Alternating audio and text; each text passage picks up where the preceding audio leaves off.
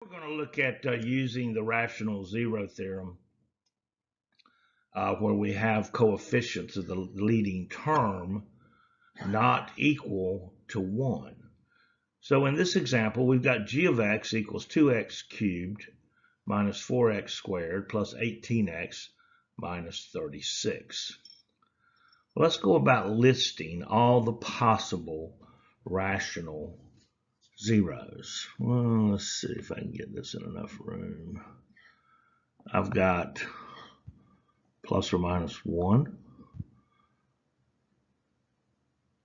and well, I'll save 36 right here. Plus or minus 2, that would be 2 times 18.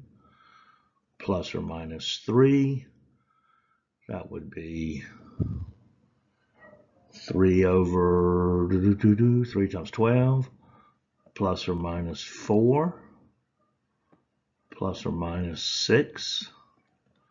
Let's see, 6 times 6 is 36, 4 times 9, so plus or minus 9.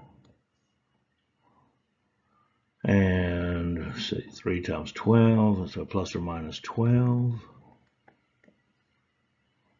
2 times 18, 2 plus or minus 18. And plus or minus 36. And that's over plus or minus 1 and plus or minus 2.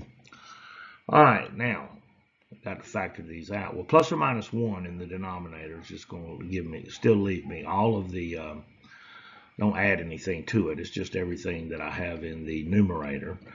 But plus or minus 2 would then include plus or minus 1/2.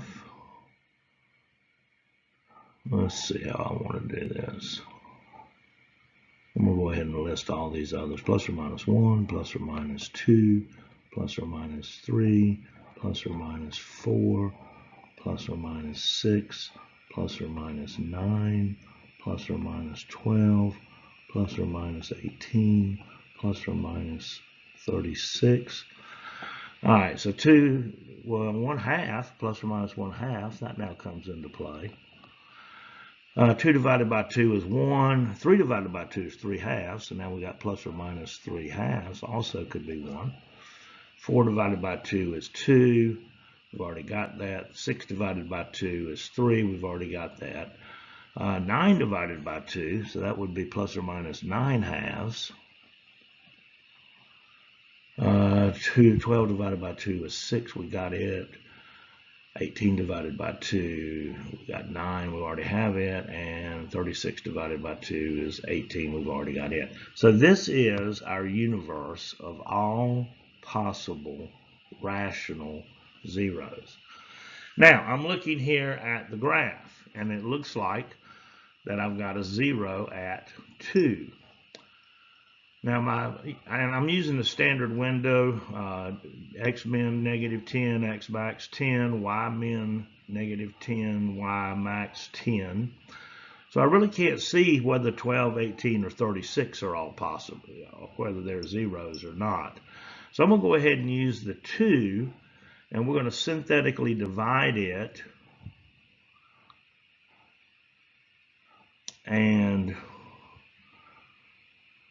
really what I should do, well, we're okay. Let's see. So I'm going to put 2 in the box. Get my coefficients. 2, negative 4, 18, negative 36. Bring down the 2. All right, 2 times 2 is 4. Negative 4 and 4 is 0. 2 times 0 is 0.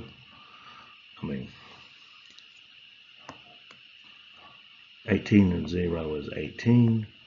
2 times 18 is 36, and we got a 0 remainder. But what's my depressed polynomial here? Well, my depressed polynomial is, let me bring it up top, is 2x squared, 1 less than where I started, plus 18. And if I set that equal to 0 to try to find any other factors, then I'd have, we'd have 2x squared equals negative 18. We can divide both sides by 2. So x squared is equal to negative 9. But when I take the square root of both sides, I'm going to be taking plus or minus the square root of negative 9. Well, negative 9 is not even a real number. It is an imaginary number. And this would actually be plus or minus 3i. And those are, that's a complex root. That's an imaginary root. It's not a rational root. And so, even though within my universe, I really don't have to go any further than that, because once I got that depressed polynomial to a quadratic equation, I can then determine that my other roots of the 3 that are possible are going to be imaginary. So let's look at another one quickly. All right, here we got f of x equals 3x to the 4th minus 18x cubed plus 2x minus 21. Before we get started, look, I do not have an x squared. But let's go about and let's think about all the possible rational real zeros, because from the graph, I may have a couple right here. So let's see, let's deal with 21. Well, we got plus or minus 1, and we got plus or minus 3, and plus or minus 7, and plus or minus 21, right? And then that's all going to be over the multiples of 3, which are plus or minus 1, plus or minus 3. Well, let's see what we're going to have then. So 1 divided by 3, that gives, now I'm going to have plus or minus 1/3. Well, we got plus or minus 1. 3 divided by 3 is just 1, so I'm good there. 7 divided by 3, however, is going to be plus or minus 7/3, along with plus or minus 7. And 21 divided by 3 is 7. So my universe then is, oh, I didn't put plus or minus 3 in there either. Plus or minus 3, plus or minus 21. So we got plus or minus 1, plus or minus 3, plus or minus 7, plus or minus 21, plus or minus 1/3, and plus or minus 7/3. Now, it looks like, when I look at this graph, it looks like that I've got that negative 1 might be possible. That's fairly close to 1. But over here on the right side of this, 1, 2, 3, 4, 5, that's 6. And I don't show 6 in my universe of possible real zeros. So I know that's not even though that's very close to 6, I can pretty well assume that that is not going to be a rational zero. It's going to be very close to 6, but it's not going to equal 6. So let's say, well, what about negative 1? Let's see if negative 1 is actually a rational zero. If it is, I'm going to have a 0 remainder. So let's put negative 1 in the box. And then I've got 3, negative 18. And notice I do not have a square, so I've got to put the placeholder of 0, 2, and negative 21.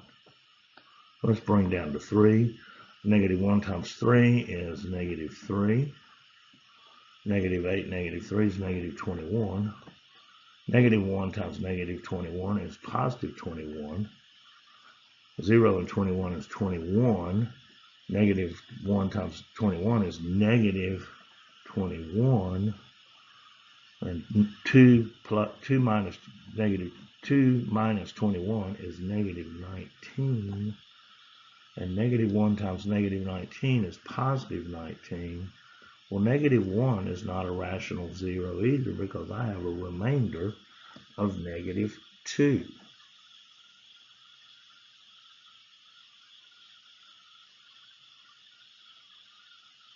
And so I'm going to conclude from here. I guess I could try 21, because I can see 7. Let's try 21.